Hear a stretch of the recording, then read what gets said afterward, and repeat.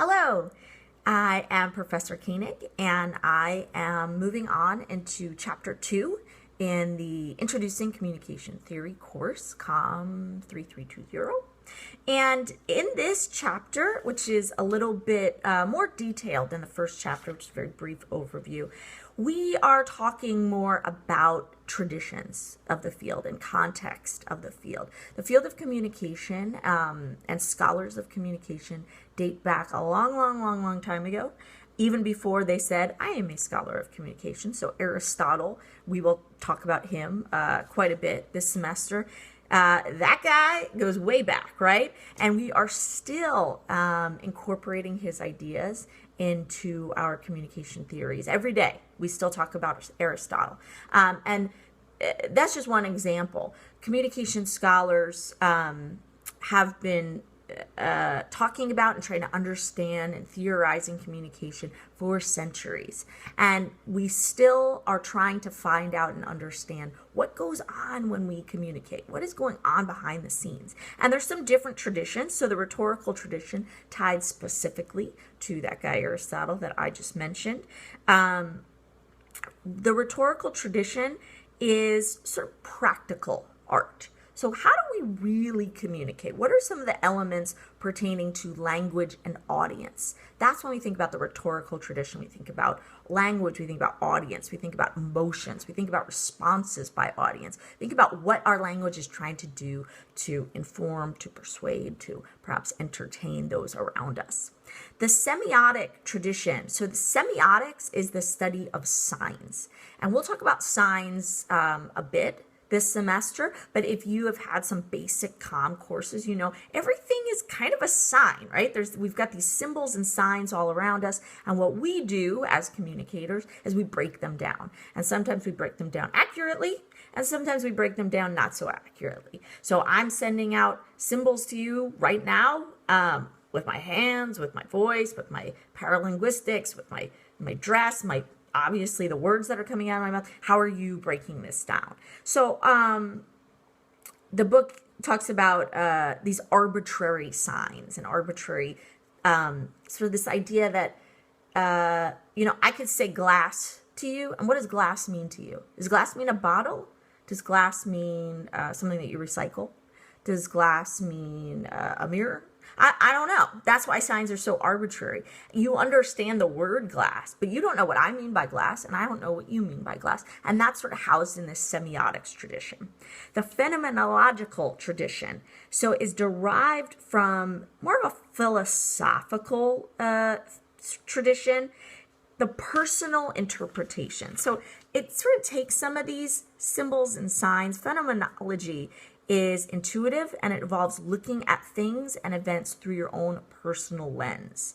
So we try to be objective when we see the world in this tradition. We try to look at the world and see it as is. So if I see someone walking down the street walking their dog, I say, you're walking down the street and you're walking your dog. This is what I see, and that's very objective. But is there more to it? Well, I don't know. In this tradition, I'm not really interested in the more to it. Is the dog sick? Is the dog, does it need to get out of the house because it's going crazy and it's ripping up the walls? That's not my job in this tradition. My job is to look and to observe. The cybernetic tradition is communication as an information science. So cybernetics looks at problems. And one of the biggest problems that cybernetics sort of has focused on is the noise that is involved in the communication process. So if you think about those models that we talked about in the first chapter, there's this sort of this transactional, interactional model, and then there's this noise that goes on in the middle there. And that noise it's a barrier to understanding. So the noise could be in your own head. The noise could be physical, so it's loud outside. The noise could be semantics. So I don't understand what you're saying because the words are confusing to me, or you're using a lot of swear words, and I'd shut down when I hear a lot of swear words. That's all part of the sort of the cybernetic tradition. The socio-psychological tradition upholds a cause and effect model. So when we think about a lot of the social science theories that are going to come up this semester, a lot of them are rooted in this socio-psychological tradition. So think about cause and effect. Think about relationships. between, say, I watch a lot of TV and this happens. I watch a lot of violence on TV and I become a violent person. That would be rooted in the sort of the socio-psychological tradition. The sociocultural tradition, a little bit different, and it can be summed up as our interactions with others depend heavily on pre-existing shared cultural patterns and social structures. In the next chapter, we're going to talk a little bit about rules in communication. Maybe we could think about some of the rules that happen in our culture, right? So I go to school, I go to a university, and I can look around, and there's a lot of cultural rules that happen, norms, values that happen within the classroom of a university. Are those the same that happen within the classroom of a university in China, perhaps? I would argue that that's not the same, and that would sort of, how we study that would be a part of the sociocultural tradition.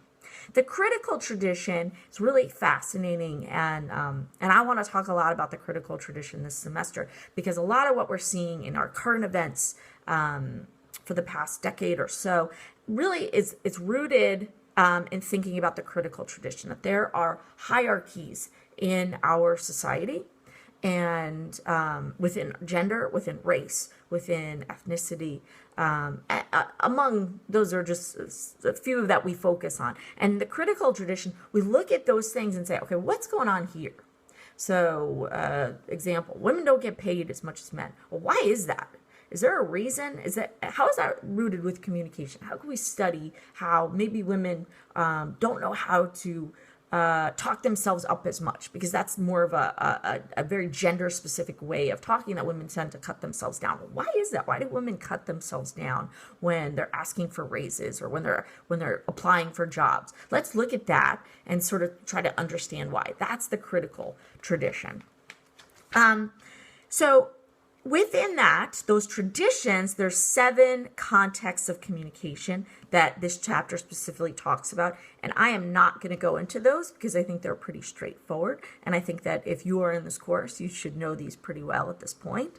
But think about how those different traditions might play into these contexts. So if I take, for example, organizational culture. So organizational communication is a field, and you could study it specifically at UHD. So think about the critical tradition and how I might take that, so those power structures and those hierarchies, and think about organizations. So if I work for a big company like IBM, well, how does that critical tradition get used in a big organization like that? Do women get promoted the same way that men get promoted? Do people of a certain race or ethnicity get promoted the same way? That's how I would take one of those traditions and apply it to a field of communication.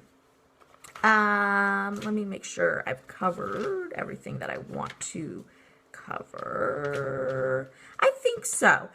So the big thing with this chapter is thinking about these different traditions, and they're going to come up again and again and again, and I will do my best to say, hey, that's a part of the rhetorical tradition, or that's a part of the critical tradition. But I encourage you also to think about those traditions and how they apply to different fields of communication. I used critical and organizational as just one perspective. Think about the media and the rhetorical tradition. So how does language, that's the rhetorical tradition, how does that come into play in our mass media, in our newspapers, in our television, in our social media, right? In our Facebook feeds, in our Twitter feeds, things like that. We can tie and we can marry all of these different traditions together with the different fields of communication. And this is how we start to grow these theories. I hope that helped you along with chapter 2. And if you need me, you always know where to find me.